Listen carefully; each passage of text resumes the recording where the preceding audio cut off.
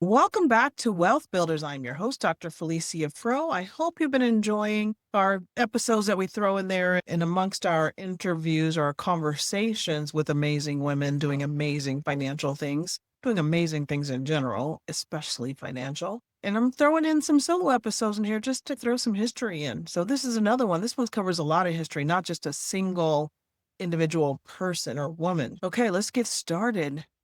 It may shock you to learn that before 1974, yes, 1974, a woman could not open a bank account or apply for a credit card without her husband's permission. It shocked me when I learned that. 1974 was the first time that a woman was given the opportunity to be able to open a bank account or get a credit card without her husband's permission. And if she wasn't married, the bank just said no, unless she brought in a male cosigner, a brother, a friend, a dad, whatever. 1974. I'm not doing the math real quick right now, but it wasn't that long ago. I was alive, and I'm sure many of you were alive. Some of you weren't, but just know that it wasn't that long ago that women got the ability to have a bank account in her own name. Women in the United States now control about a third of household financial assets, will graduate college at higher rates than men, and hold leadership, if not ownership, in businesses big and small. We've come a long way, baby. Today, we are tracing the long, brave path to that power. We're going to walk through the milestone brave path to that power. We're going to walk through the milestones that helped women in the United States go from asking for permission to coming very close and becoming closer and closer to owning the economy, particularly our own economies. In 1862, the Homestead Act was passed, and for the first time in American history, women could legally claim federal land in their own name. Now, it wasn't all women. You had to be a white woman, number one. Blacks were not assumed to be citizens, and you had to be a citizen of the United States. And this included single women and widows. Again, not Black women, because we were not considered citizens of the United States.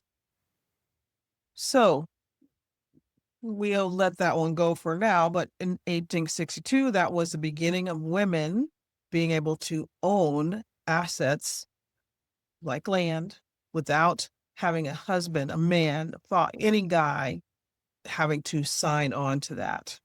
This was the beginning. This was the start, small start, though it may be, of economic independence. Banking. In 1882, the First National Bank of Chicago, later to become J.P. Morgan Chase, created the first women's banking department. Why? Because a growing number of wealthy widows needed help managing money. Yeah, there had to be something financial for the bank, of course. And banks were not a friendly place for women. We just had been able to own some land back in 1862. And as we talked before, we can't bank on our own, not until 1974. These departments were seen as proper, calm alternatives to the chaos of the male-dominated banking halls. And by 1969, the Women's Department had 11,000 customers and $50 million in deposits. It may have started as a ladies' room, but it evolved into something more radical, a place where women became clients, not dependents. Still, we didn't get our ability to own a bank account or credit card on our own until 1974. You guys, I don't know if that strikes you. It strikes me every single time I say it. Let's go on back in time. 1910, Madam C.J. Walker builds an empire. She was a Black woman born just 2 years after slavery ended. She became the first female self-made millionaire. Many of you have probably seen that movie. She was the first self-made woman millionaire in the United States. She had suffered from hair loss, and she created a line of products for Black women, built a nationwide sales network, most of them women, trained thousands of women in business and sales, She earned millions and she circulated millions. She gave back to charities, funded scholarships, and supported the NAACP. Again, showing that the money you have in the bank is not what makes you wealthy, it's what you do with that money. She proved wealth is not just earned, it is shared. And she gave jobs to millions of women, taught them financial literacy, helped them create the legacy for their own families. Here comes 1920. Women get the vote. 19th Amendment was ratified, giving us the constitutional right to vote. We won't talk about the things going on in the world today that might be trying to take that away. We're going to celebrate that in 1910 we were given the right to vote, which gives us the right to fight for the vote. Political power joined financial power. For the first time, women could influence the laws that shaped our economic future. Wages, property rights, labor protections, and more. But let's not sugarcoat it. It wasn't until 1965 with the Voting Rights Act that all women, regardless of race, could fully access the right to vote. Democracy and wealth building go hand in hand. Democracy and wealth building go hand in hand. I don't mean Democrat and Republican, democracy. Voting changes everything. In 1920, the woman investor speaks up. 1920, that same year that we got the right to vote, Clara Porter, a bond department worker at Guarantee Trust, published a groundbreaking essay called The Woman Investor. She argued that women should be taken seriously as investors, not just limited to, air quotes, safe or ladylike financial products. She challenged the idea that gender should determine investment options. She was right, of course. Spoiler alert, she was right. She saw what was coming. Women weren't just savers. Women aren't just savers. Women can't be just savers. We have to become strategic investors, and she saw it coming. We're still working on it, and we can do it. Studies have shown that women do well when we invest.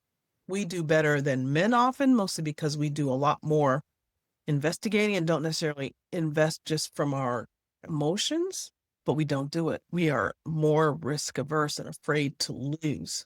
1963, equal pay becomes law. Okay, that was in 1963. We know it's not equal yet. We're still working on it, fighting it, but it was law at that time, got better. President John F. Kennedy signed the Equal Pay Act, making it illegal to pay men and women differently doing the same job. The fight for equal pay had been brewing since World War II, when women flooded the workforce, but it took 20 years to get it on the books. Even today, we're still closing the gap. I'm sure many of you know what your male colleagues make. You know what you make, and those numbers might be equal, but over the lifespan of our work, it does turn out that women make less money. This law laid the groundwork because fair wages are the foundation of financial freedom. Again, 1974, credit without permission. 1974, Equal Credit Opportunity Act was passed. Until then, banks could literally and legally deny women credit just because you are a girl. You needed your husband's approval, your dad's approval, your brother's approval, somebody's approval for you to open a bank account. So think back on those women we've talked about who are able to build fortunes in spite of all of these things. The law, the 1974 Credit Without Permission, made it illegal to discriminate based on gender, race, or marital status. Finally, women could apply for loans, open credit cards, and build financial history of their own terms. I wonder why we still have a fear of this. Is it because we've had such a short history of being able to take loans and do things on our own? Do you think that has anything to do with it? I don't know. In 1993, the maternity leave gets legal protection. Yes, women are the only ones that can carry babies and give birth to them. In 1993, the Family and Medical Leave Act was signed, giving workers, both men and women up to 12 weeks of unpaid job protected leave for childbirth and serious family needs. That's where that FMLA comes in. Was it perfect? No. It's still unpaid in many states. In most states, it's unpaid, but it's a crucial recognition that caregiving is a part of the economy. I think many of us would argue that we still don't see it as a part of the economy, or that it looks like it's not valued, but it was a start. We're still fighting so many of these things. That was just in 1993, you guys, really not that long ago. Women shouldn't have to choose between being a parent and keeping a paycheck. For that matter, men shouldn't have to choose between being a parent and keeping a paycheck. In 2014, the first woman to run the Fed. 2014. History was made when Janet Yellen became the first female chair of the Federal Reserve, the most powerful financial institution in the country. She broke a 100-year streak of male leadership, guiding monetary policy for the entire United States. Since then, she's gone on to serve as Treasury Secretary, managing our national budget. That's not just a glass ceiling being shattered, that's central banking power in women's hands. Guys, women can manage money. Women can grow money. You can manage and grow your money. In 2024, 10% of Fortune 500 CEOs are women. I know it's only 10%, but in 1974, before 1974, we couldn't even have a credit card without our husband or brother or husbands. I'm sorry, without our husbands, our brothers, our father's permission. Here we are, 2024, 10% of the Fortune 500 CEOs are women. Might not sound like much, like I said, but go back to 1972 when Katharine Graham became the first woman to lead a Fortune 500 company. There was only one woman on the entire list in 1972. Now there are over 50 and rising. Come on, you guys. Let's not be depressed. Let's not be sad about it. Let's celebrate that it's gone to this. We've gotten to 10%, and we have to keep working to get it bigger. Just remember, it wasn't until 1974 that we could have our own bank account, because every time a woman steps into that CEO role, she changes the leadership. We change the narrative. We change how things look. Guys do it too, because we all think differently. Women definitely think different than men. Men think different than women. One's not better, one's not worse. It is just different.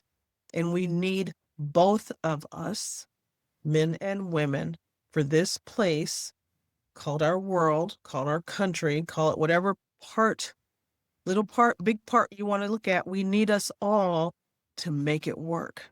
And we need us all equally to make it work. We have our roles. We all have our thing we do well. That's how this world is going to get out of the place we're in. Make it better. From homesteads to hedge funds, from credit cards to C-suites. The journey of American women in wealth is ongoing and unstoppable. Let's not stop it. Let's not let it be stopped. We're not done, not by any stretch of the imagination. Too many of us are still afraid. We let fear keep us from taking those steps. I'm ready for that to be different. Wealth Builders is here to help you stop procrastinating and take those steps to building the wealth, building the life, living your life the way you want to, and having that life that you want to live every single day. And you're not looking to escape it. You want to be in it. This is Felicia Pro, founder of Money with Mission and Wealth Builders, where we believe every woman should have the financial ability to walk away from any job or relationship that's not in her best interest. And we want women to continue making history, building the lives that they want. And I'm so proud and so happy to be a part of it, and look forward to being a part of it and helping you achieve the goals and leave the legacy that you dream. Take care. I'll see you next week.